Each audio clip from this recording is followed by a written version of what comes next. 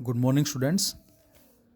Beta, now we have the next unit, that is current electricity. Unit first is electrostatics, जिसमें हमने charge, force, electric field, potential difference, work done, potential energy, Gauss law, उसके applications, equipotential surface, capacitors, energy, बहुत सारे topics जो हैं वो study किए थे।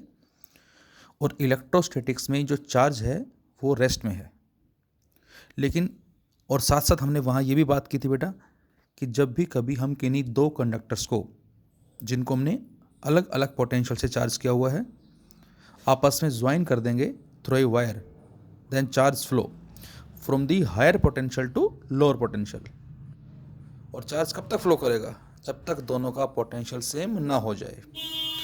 लेकिन बच्चों, यदि हम कंडक्टर्स के एंड के कोरस्पॉन्डिंग एक सोर्स ऑफ ईएमएफ या ये कहें एक ऐसा सोर्स लगा दें जो उन दोनों एंड्स के बीच में हमेशा एक पोटेंशियल डिफरेंस को मेंटेन रखे, तो अब हम बोलेंगे कि चार्ज का फ्लो जो है वो कंटिन्यू रहेगा।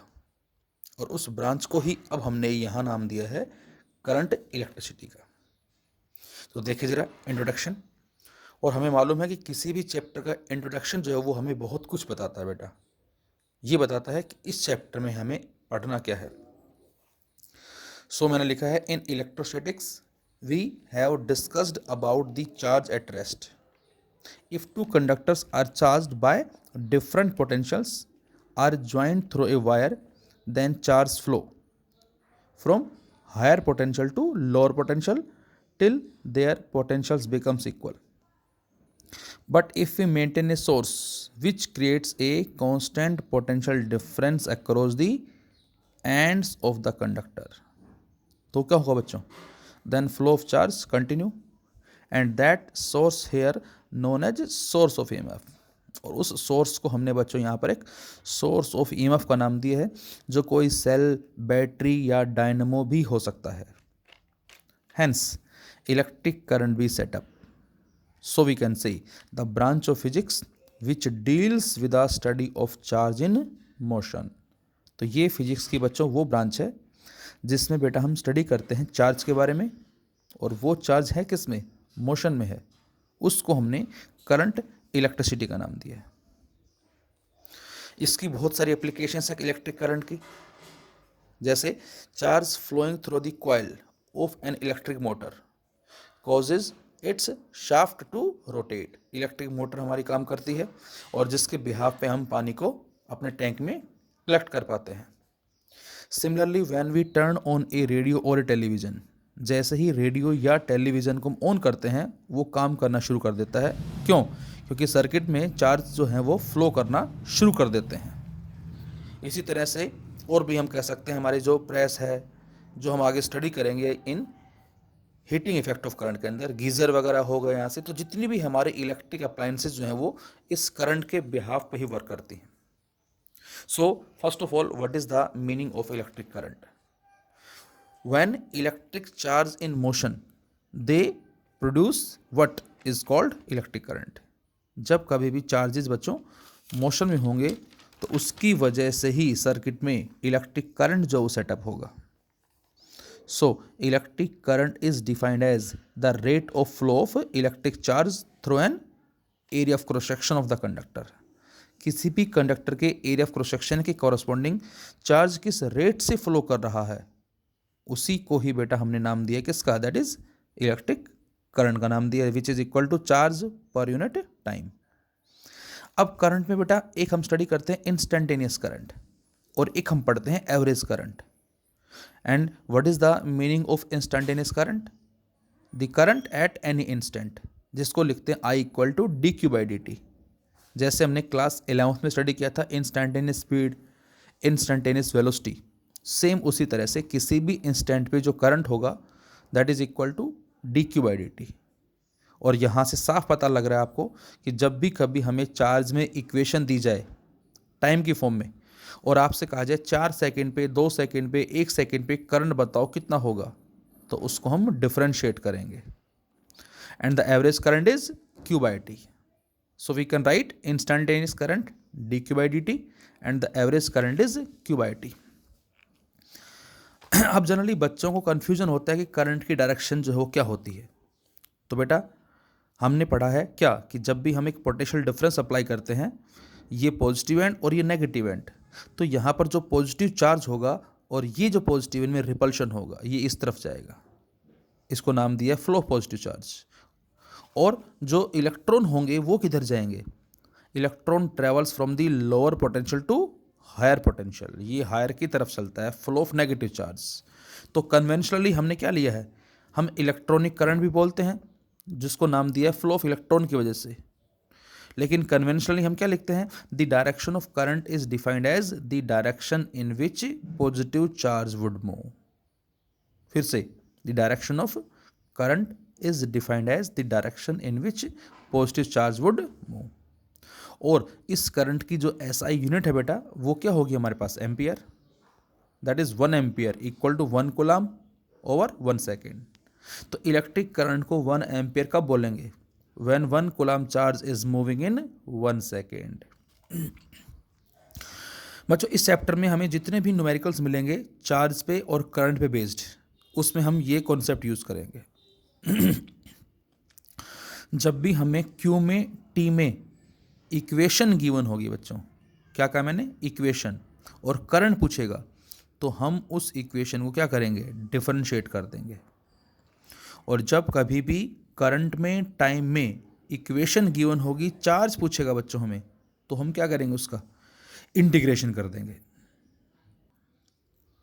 क्या बताया मैंने, जब भी कभी क्यू में और टी में क्यू टी इक्वेशन देके करंट पूछेगा तो हम डिफरेंशिएट करेंगे, और आई टी इक्वेशन देके करंट टाइम इक्वेशन देके चार्ज पूछता है तो हम इंटीग्रेशन करेंगे। जब भी हमें क्यू टी ग्राफ देके करंट पूछता है बच्चों तो हम स्लोप कैलकुलेट करेंगे tan थीटा, और जब कभी हमें आई टी ग्राफ देके चार्ज पूछता है तो बेटा हम क्या निकालेंगे, area under the curve calculate करेंगे। अब बच्चों जो सोर्स होता है हमारा इलेक्ट्रिक करंट के लिए, जो मैंने अभी बताया आपको, बैटरी, सेल या जो डायनमो जो हम यूज़ करते हैं वो होता है। इस डायनमो के बारे में हम पढ़ेंगे आगे ईएमआई के अंदर। तो बैटरी और सेल क्या करता है बेटा, ये केमिकल एनर्जी को इलेक्ट्रिक एनर्जी में कन्वर्ट करता है, जबकि डायनमो क्या करता है, ये मैकेनिकल एनर्जी को इलेक्ट्रिक एनर्जी में कन्वर्ट करता है।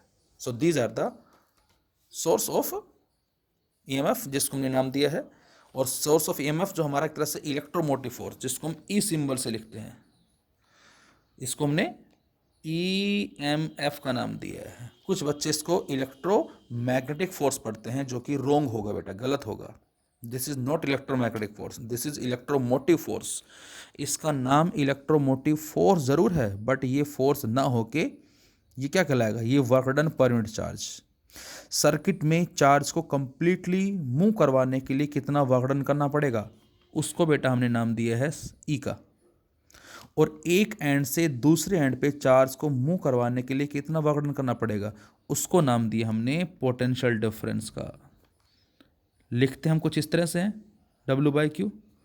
यूनिट भी इनकी सेम होती है, स्टेटमेंट भी लगभग लगभग सेम सी है, लेकिन स्लाइटली जो डिफरेंस है बच्चों क्या है, वो ईएमएफ जो हम लेते हैं work done per unit charge, ये कंप्लीटली सर्किट में चार्ज को मूव करवाने के लिए बेटा, और पोटेंशियल डिफरेंस जो हम लेते हैं वो किसी एक पॉइंट से किसी दूसरे पॉइंट पे। जैसे हम आगे पढ़ेंगे क्या, कि सपोज ये हमारा रजिस्टर हो गया, दूसरा रजिस्टर ये है, ये बैटरी लगा दी, एक रजिस्टर ये हो गया। अब ये पॉइंट ए है और ये पॉइंट बी है, A B C and this is D, ये हो गया। तो ए से बी तक चार्ज को मूव करवाने के लिए work done, that is potential difference. B से सी के लिए पोटेंशियल डिफरेंस, लेकिन डी से वापस डी के लिए, कंप्लीट सर्किट के लिए, this is the EMF. Which one is more fundamental, potential difference जो है बच्चों ये ज़्यादा बेसिक है, क्योंकि हम किन्हीं भी दो पॉइंट के लिए इसको अप्लाई कर देते हैं, जबकि ईएमएफ के लिए कंडीशन क्या है, सर्किट कंप्लीट होना चाहिए। खैर अब आता है हमारा पहला आर्टिकल इस चैप्टर का, and important, that is expression for drift velocity या ड्रिफ्ट स्पीड। ड्रिफ्ट स्पीड क्या होती है, या हम ये कह सकते हैं relationship between drift speed and average relaxation time, ये क्या होता है। तो जो बच्चों स्पीड जो है वो आपको मालूम है क्या होती है बेटा, और ड्रिफ्ट जो वर्ड है इसका मतलब होता है a slow continuous movement. Slow और कंटिन्यूस, धीरे और लगातार जो मूवमेंट होता है उसको हमने ड्रिफ्ट का नाम दिया है। हमने पढ़ा हुआ है क्या कि जो हमारे पास कंडक्टर हैं उसके वैलेंस शेल में कुछ अनपेड इलेक्ट्रॉन्स होते हैं जिनको फ्री इलेक्ट्रॉन्स का हमने नाम दिया है, और उनको हम कंडक्शन इलेक्ट्रॉन्स भी बोलते हैं। और वो फ्रीली मूवमेंट करते रहते हैं, कोई लेफ्ट में जा रहा है, कोई राइट में जा रहा है। यदि हम किसी एक सिंगल इलेक्ट्रॉन की बात करें तो उसका पाथ कुछ इस तरह से होता है, जिग टाइप में, रैंडम। और ये होता क्यों है? लाइक ए गैस मॉलिक्यूल की तरह होता है। तो आंसर है कि रूम टेम्परेचर पे इन इलेक्ट्रॉन ने एक एनर्जी को एक्वायर कर किया हुआ है बेटा, जिसको हमने थर्मल एनर्जी का नाम दिया है। और ये जो सेटअप है ये विदाउट एक्सटर्नल इलेक्ट्रिक फील्ड है, हमने इस रीजन में कोई फील्ड अप्लाई नहीं किया। और यहाँ पर जो एन है, this n is known as number density. ये क्या होती है बेटा? This is the number of electrons per unit volume. Unit volume में कितने नंबर ऑफ इलेक्ट्रॉन्स होते हैं उसको नंबर डेंसिटी का नाम दिया है। और कॉपर के लिए, मेटल्स के लिए इसकी वैल्यू जो है वो बताई गई है 10⁻29 metre minus 3। Number of electron, इतने इलेक्ट्रॉन्स हैं यूनिट वॉल्यूम में, मीटर माइनस क्यूब। तो रूम टेम्परेचर पे इन्होंने थर्मल एनर्जी एक्वायर किया हुआ है, और उस थर्मल एनर्जी से एक थर्मल वेलोसिटी भी है जिसकी वैल्यू जो है बेटा वो अप्रोक्सीमेट 10⁵ मीटर पर सेकेंड है। लेकिन एवरेज थर्मल वेलोसिटी की बात करें तो क्या होगा?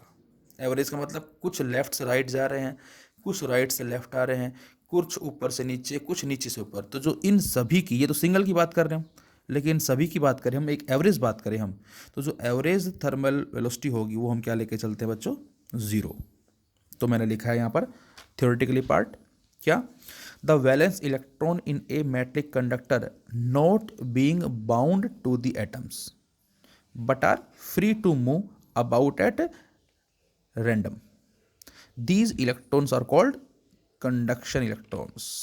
तो इन इलेक्ट्रॉन्स को हमने कंडक्शन इलेक्ट्रॉन्स का नाम दिया है। Their motion inside the conductor is like the motion of the gas molecules. इनका जो मोशन है वो गैस मॉलिक्यूल्स की तरह होता है, which denotes random thermal motion.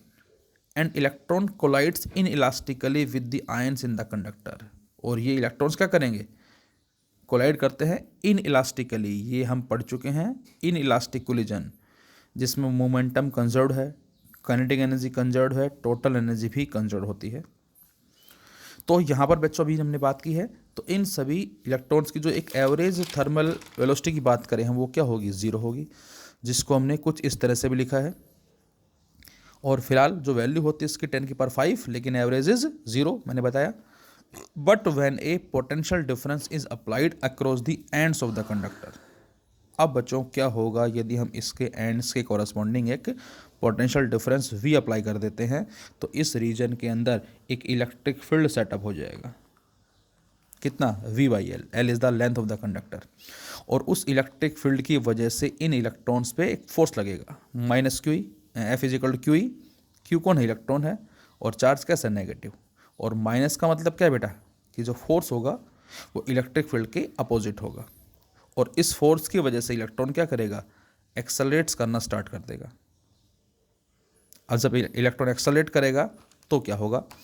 तो लिखा हमने, but when a potential difference is applied across the ends of the conductor, then electric field setup as a result of which force acts on electron. उन पे इतना force लगेगा एंड accelerates the electrons from negative to positive end. अब ये force क्या करेगा? इनको एक्सेलेट करेगा किधर से किधर? लोअर पोटेंशियल से हायर पोटेंशियल की तरफ, end of the conductor, end acquired small velocity. और अब इस एक्सेलेशन के बिहाफ पे इलेक्ट्रॉन एक स्मॉल वेलोसिटीज को एक्वायर करेंगे, due to which each free electrons describe a curve path. और उसकी वजह से इलेक्ट्रॉन्स क्या करेंगे? स्लाइटली एक कर्व पाथ को अचीव करेगा। जैसे मैं आपसे कहता हूँ, इलेक्ट्रॉन सपोज फील्ड अप्लाई करने से पहले नंबर 1 इलेक्ट्रॉन इधर जा रहा है, नंबर 2 इलेक्ट्रॉन इधर जा रहा है, नंबर 3 इलेक्ट्रॉन इधर जा रहा है। लेकिन जैसे ही फील्ड अप्लाई कर देंगे तो अब इस तरफ पॉजिटिव एंड और इस तरफ नेगेटिव एंड, तो ये कुछ इस तरफ घूम जाएगा, ये सीधा जाता जाता इधर घूम जाएगा और ये इस तरफ बैंड हो जाएगा। So as a result of it, the free electrons drift towards the positive end of the conductor with some average velocity which is known as drift velocity.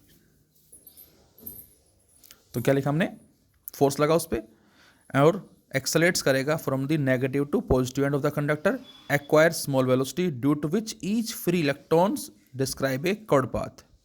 और उसके साथ साथ क्या करेगा, कोलिजन को भी अचीव कर रहा है between two successive collision, electrons चलेगा और उसका कोलिजन भी होगा उसमें मौजूद कंडक्टर में एटम्स या आयंस जो हैं उसके साथ।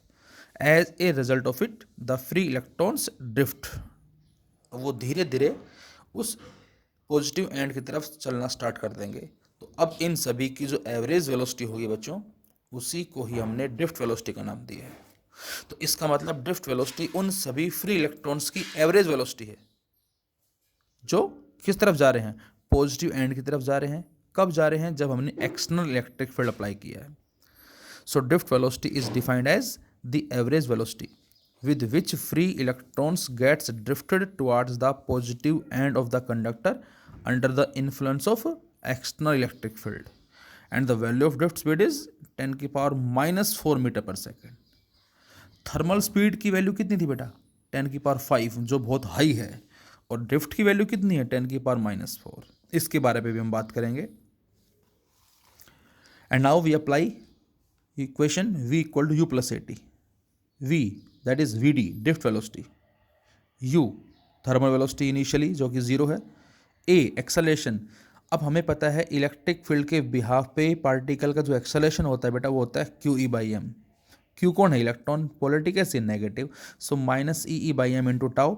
टाउ क्या बताया, average relaxation time between successive collision. तो यहाँ से हमें आंसर मिलता है Vd equal to -EE/m into tau. E charge on electron, capital E electric field, m mass of electron, and tau is the average relaxation time. और negative sign क्या बता रहा है हमें, फिर से Vd और E दोनों क्या है बेटा, एक दूसरे के अपोजिट। और यहाँ से Vd जो है डायरेक्टली किसके है, टाउ, एवरेज रिलैक्सेशन टाइम। और हम इस E को बच्चों रिप्लेस किससे कर सकते हैं, V/L, that is potential difference upon separation. ये वही है जो इलेक्ट्रोस्टैटिक्स में dV/dr था, कैपेसिटर में V/d था, यहाँ पर V/L है, यह आ जाएगा। एंड Vd डायरेक्टली किसके होगा, टाउ के। Thank you.